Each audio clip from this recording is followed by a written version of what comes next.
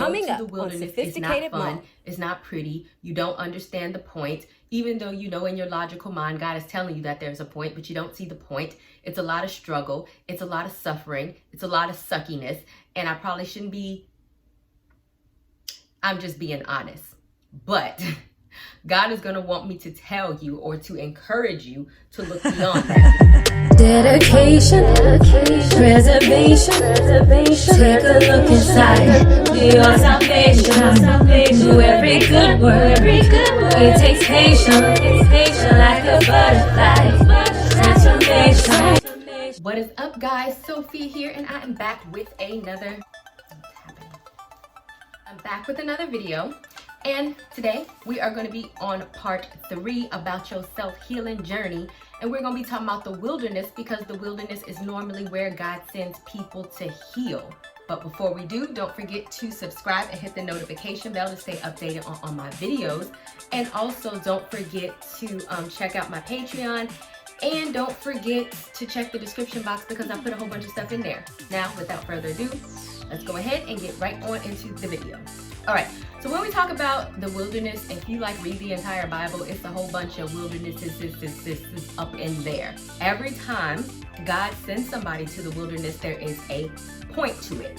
I'm not going to mention every single person because that is just way too much, but I'm going to mention some significant people and why God will send you to the wilderness and how this is essential for you. But more than anything, when God sends us into the wilderness, there is always a point, and it is very important not to get distracted on the wilderness, but see the point beyond the wilderness, because had I not gone through my wilderness, I would not be the wonderful person that you see here today. The first person that we're going to talk about is Moses. And with the case of Moses, there were several reasons for his wilderness. So if you want to know about Moses, just start from the book of Exodus. That is where you can find the book of Moses. But I feel like most people know his story. So, Moses was given away in a basket and picked up by the Egyptian princess. He was originally Hebrew, but the reason why he was sent out into the wilderness is because he became upset at the way the Egyptians was treating a Hebrew person, and he killed an Egyptian guard, and then he had to flee or else he was going to get killed. Now, this is where he was sent out into the wilderness for 40 whole years. But why? It was to get some type of spiritual training, because Moses was sent as an Egyptian, or he grew up Egyptian. Even though he communicated with the Hebrews, it's not like he was deeply rooted in Hebrew faith. The Egyptians were pagans.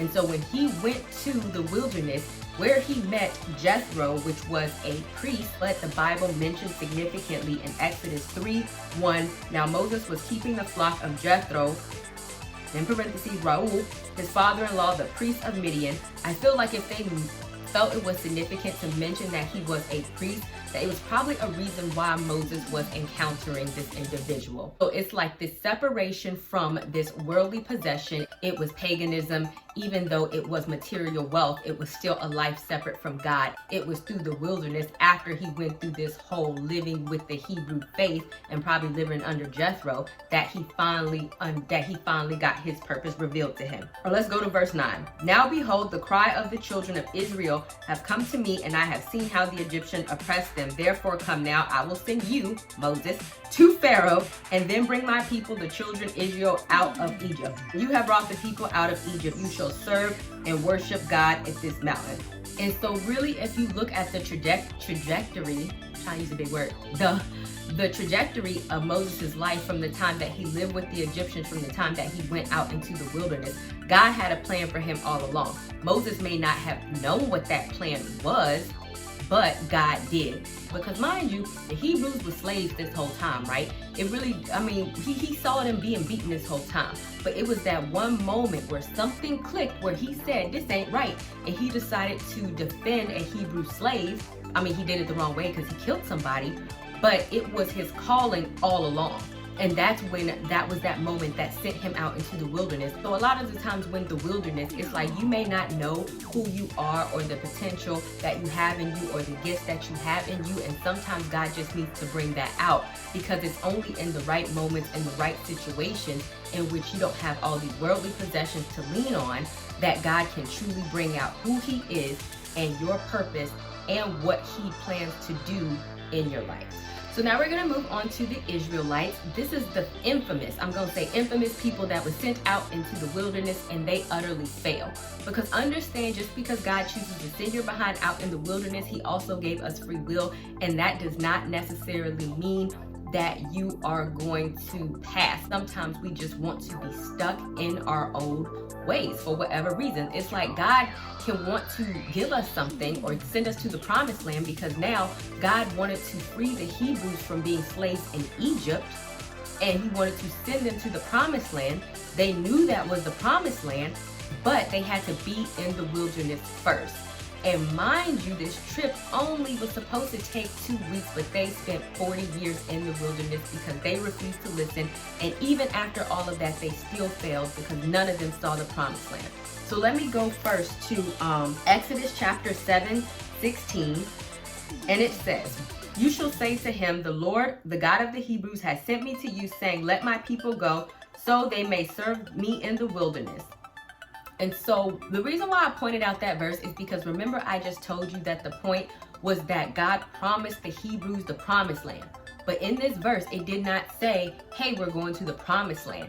It said that they had to go to the wilderness first so that they can serve God. So know that whenever you want a promised land, that God will take you to the wilderness to get to the promised land, because you can't be dragging all your old issues and your old baggage with you to the promised land, ruining stuff and making things all bad with all of your crap. So then how the Israelites fail is that we go to Exodus chapter 15 verse 22. And so it's like, mind you, this was after the Israelites have already seen all these miracles that happened in Egypt. Moses do all of this stuff, the parting of the Red Sea, and these fools have the nerve to complain. So out of everybody that God sent to the wilderness, the Israelites are the ones who saw God's miracles the most, but yet they were the ones who remained the most ignorant. So starting in verse 22, it said, "Then Moses led Israel from the Red Sea, and they went into the wilderness. They went 3 days, about 33 miles in the wilderness, and found no water." And so basically throughout this whole process, they grew discontented and grumbled at Moses and said, when are we going to drink? And so there the Lord made a statute in ordinance for them, and he tested, saying, if you diligently listen and pay attention to the voice of the Lord God, and you do what is right in his sight and listen to his commandments and keep foremost in your thoughts and actively obey in his precepts and statutes, then I will not put on you any disease which I have put on the Egyptians, for it is the Lord who heals you. And then he also showed them a tree and gave them water. And not only did he give them water, but he made the water sweet. So mind you, it's like, okay, I'm gonna let y'all pass once and let y'all know what's required of y'all. And mind you, they had been in the desert for 3 days at this point. It was only supposed to take 10 days to get to the promised land. So really, they only had 7 days left of positive thinking and trusting God before they would have got to the promised land, but they simply could not do it. And one might think we done saw the parting of the Red Sea, God then gave us some water, but no, because then we move down, going to chapter 16 verse 2, and then they grew discontent and they start murmuring again about the fact that they don't have meat. And then they said, would that we had died by the hand of the Lord in Egypt, that when we sat by the pots of the meat and ate bread until we were full, for you have brought us out into the wilderness to kill us, this entire assembly, with this hunger. So basically, not only did they trust God, but they was basically saying that God rescued them in vain and that it was better for them to be slaves than it was to be free and simply trust God for 7 more days. Like, that's crazy, right? And so then God was still like, okay, because I like y'all and everything, here's what I'm gonna do. He calls bread to rain from the sky, which is, as we know, manna. And then he also sent some meat. But the instruction that he gave, once again, then the Lord said to Moses, behold, I will cause bread to rain from heaven for you. The people shall go out and gather a day's portions every day, so that I may test them to determine whether or not they will walk in obedience in my instruction and law. So after that, God gave specific instructions about the food, not to collect the food and all this, that, and the third. So and not keep it over to the next day, but eat it all that day, trusting that food would come the next day, because he was asking them to trust him. And then in verse 28, so they was doing the most. They was breaking the commandments, the instruction that God gave them, the only instruction that God gave them. And in verse 28, chapter 16, it says, "Then the Lord said to Moses, how long do you people refuse to keep my commandments and my instruction?" 35. Israelites ate manna for 40 years until they reached the inhabited land. They ate manna until they came to the border of the land of Canaan. For 40 years they lived like that, and all they had to do was not complain for 7 more days, and they could not. So what is my point? God is bringing you out into the wilderness is because he is asking you to go into a deeper place with him. Are you still going to have the slave mentality and remain rooted and say that you were better off than where you were? It's like, okay, yeah, you might be in the wilderness for 10 days or for a moment, but the faster you learn to trust God, the faster you can move on. And when you don't do that, the longer you're going to stay into the wilderness instead of getting to the promised land. So how long are you going to prevent whatever issues it is that you have within yourself to prevent you from moving on? Because God is always there. He's giving them the food. He's giving them the manna. Is it the best food ever? Does it get redundant? Sure, but they're surely not starving to death. And all he said was just trust me in this little moment, in this little while, and moving on, we will have the best, you'll get to the promised land.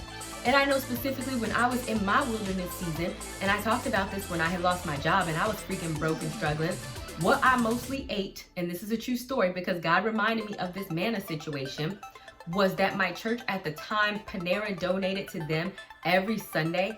And so even the times, this is like, I'm so ashamed right now, but I'm going to tell you this because God is telling me to tell you this because I'm like really embarrassed.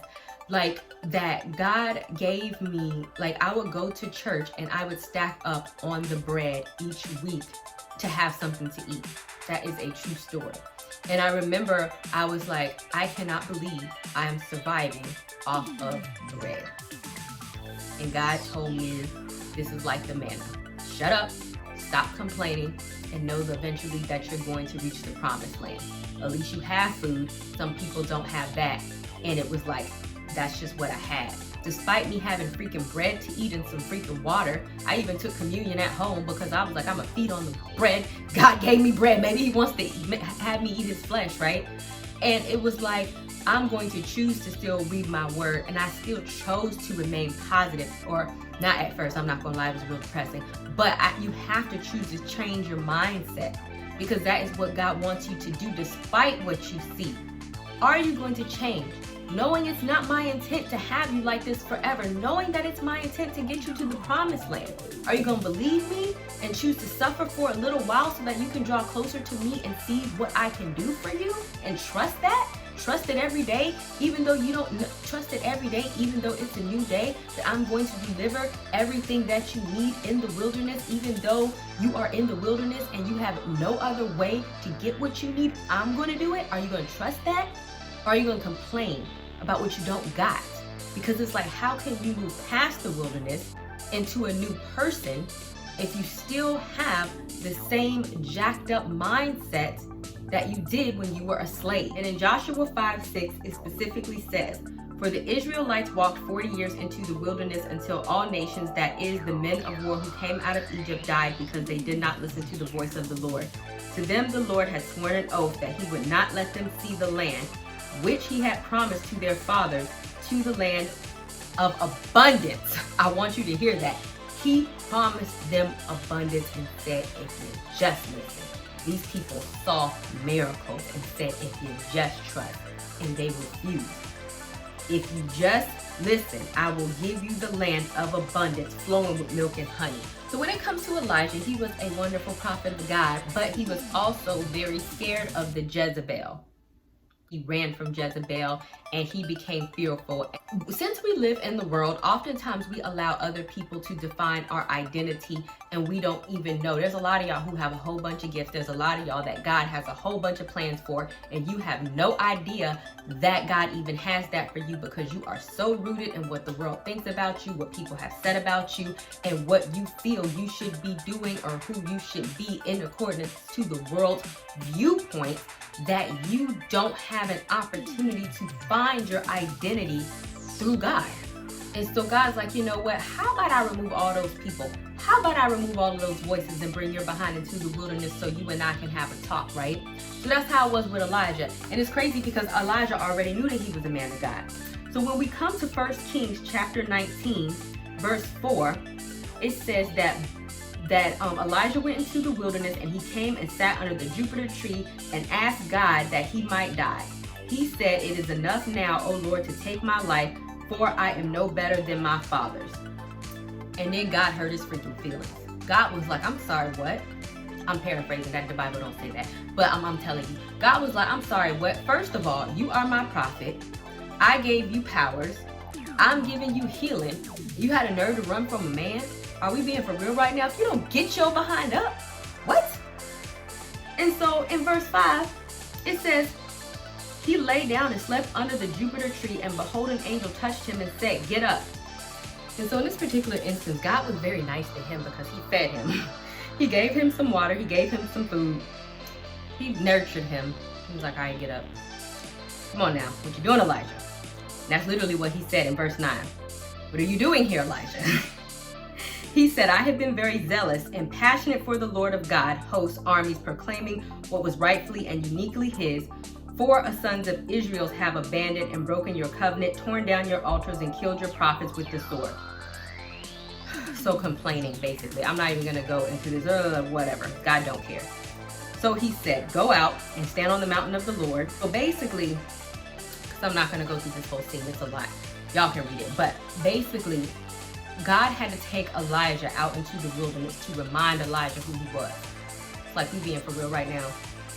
And then he had to sit up here and show himself to Elijah so that Elijah can be reminded who God was. You scared of a female though? You scared of a person though? You being for real right now? You're commanding fire out of the sky, Elijah. So you scared? Elijah parted there to go about his purpose. Because it was like sometimes we get so caught up in what everybody else got to say about what we're doing, who we are, what we're not going to do, what they think we're capable of, what they think we should do, what they think we deserve, who they think we deserve to be with, how much money they think we could have, how they think we should go about things, how they think we should get things, or what they think we deserve. And they don't know because they not God. And you start believing it even though God put the vision in you. So God is like, "Okay, let me go ahead and take you aside for a minute because evidently you done forgot who I am. You and I need to have a talk. I need to remind you who I am, and I need to remind you of who you are." He got to remind you of who he is so that when you see it, you're strong enough to go back into the world and you call them a liar and tell them they don't know nothing. Go ahead on back to where you are and let me keep commanding fire out the sky and doing God's work and getting the life that God has for me, and stop listening to your behind, because a lot of y'all are living underneath your potential based on what the world has said about you. So God may be taking you to the wilderness. So now I'm going to get into an example of David, and this kind of co-signs off Elijah, except for David was not depressed. I like David because he always been like, "Yeah, I am the man," okay? But the reason why he knows that is because of what God did to him in the wilderness. So this would be like once you came out of the wilderness and you're Elijah, right? And so if you go to 1 Samuel chapter 17 and then you go to verse 34, and people was telling David that he could not slay Goliath. David did not run because he already done been through the wilderness. And so, but David said to Saul, "Your servant was tending his father's sheep when the lion and the bear came and took the lamb out of the flock. I went after it and I attacked it and rescued the lamb from its mouth. And when it rose up against me, I seized it by its whiskers and struck it and killed it. Your servant has killed both the lion, the bear, and this uncircumcised Philistine," talking about Goliath, "will be like one of them, since he has taunted and defiled the armies of the living God." Because everybody made fun of David for being a tender of the sheep. Even his brother was like, "Oh, shouldn't you be off, tending some sheep somewhere?" And then even when David was getting ready to slay Goliath, he got like he wouldn't even put on the armor. He got like some rocks, like the stuff that he would use to defend his sheep.